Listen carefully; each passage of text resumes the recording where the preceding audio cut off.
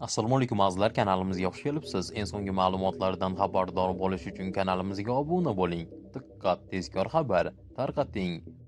Bola qaytib man sizni to'ylarda chiqib, shu yoshda to'ylarda chiqib qo'shiq aytganingizni internetda ko'rmaydi. Dadasiga ayting shu gapni, ey bolalarcha.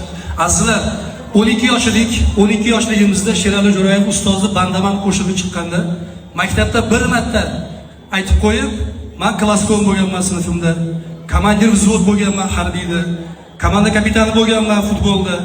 Shu qadar faol bo'lishimga qaramasdan maktabimda bir marta Bandamanda aytib qo'yganimda direktorda xonasiga olib kirib qilganlarcha qilishgan. Shunaqa ulg'aygan bolaga bolalarcha qo'shiq. Gullar haqida, ota-ona, vatan haqida, muhabbat haqida qo'shiq aytmaydi. Jon bolam hali erta bunaqa narsalarga. Azizlar, bitta olqishlaringiz shu bola unib o'ssin va bugungi gaplardan ota-onasi xulosa qilsin. Qaytib bu bolani to'ylarda ko'rmaylik.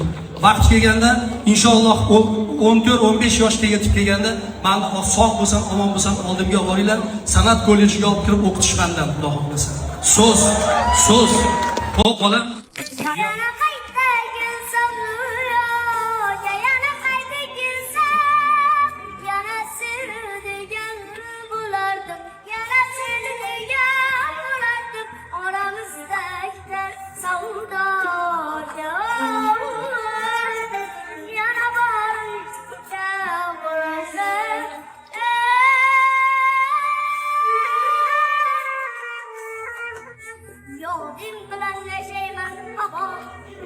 Shu yoshda.